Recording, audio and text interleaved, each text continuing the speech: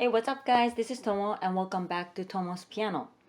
In this channel, I will share things as I relearn piano in my 40s. In this video, I want to talk about the common mistakes that beginners make that may be causing you pain. When I started playing piano again, there are a lot of mistakes I made which I totally forgot in the past when I was playing when I was young. And when you're young, you have no pain, right? But after 40, you start having shoulder pain, neck pain, you wake up and then you suffer. So when you start playing piano again, you don't want to suffer from any of those pains. So I'm gonna show you what to avoid in this video.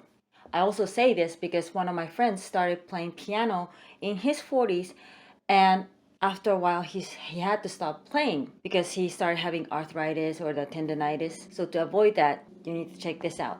By the way, if you're new to this channel, please hit subscribe and also hit the notification button so I can share with you what I learn every week and hopefully we can grow together.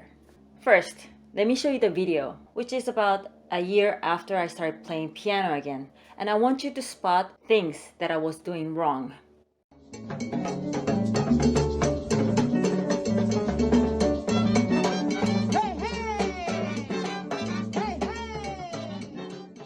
What I was doing wrong basically was that my bench was too low. When the bench is too low, your body tries to compensate to play and then your keys becomes higher than your arm, which puts you in an awkward position where your hands are higher than your elbow. And so I was constantly straining because I was playing like this. What you need to do is when you sit on the bench, you sit front half of the bench, your feet are flat on the floor.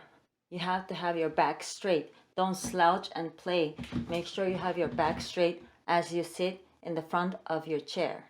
And at that position, your keys should be on your belly button level. So when you relax your shoulder and put your hand on the keys, your hands are slightly lower than your elbow. And another thing I was doing wrong is that I was too far from my piano. Now what that's gonna cause is that you're constantly straining your back and your neck. So around that time, I was suffering from constant neck pain and back pain. I was wondering what's wrong with my body.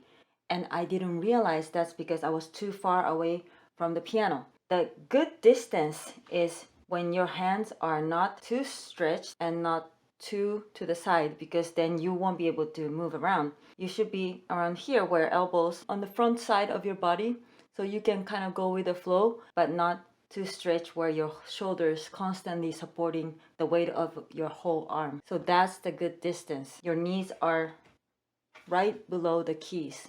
Another thing I wanted to mention is your hands form. In my defense, when I play salsa piano, I have to hit the octave where my hands are spread as wide as possible so my hand looks flat. But that's not the best way to play piano.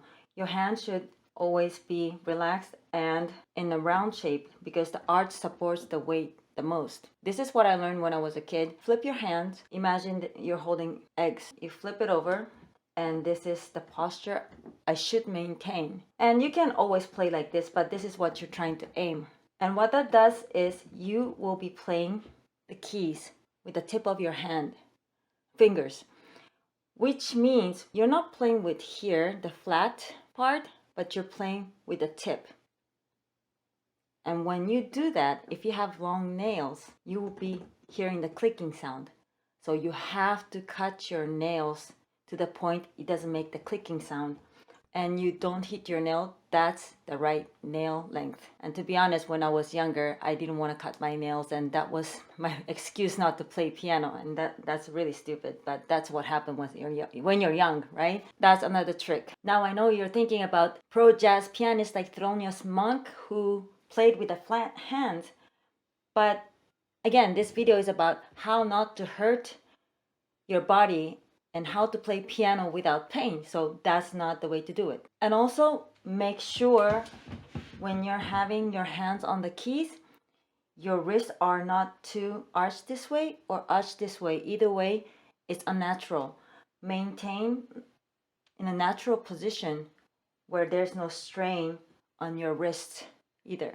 And the last thing I wanted to say is make sure not to over practice. In your 40s, you want to avoid pain as much as possible. Do not practice 1 hour straight. Do 10 minutes at a time.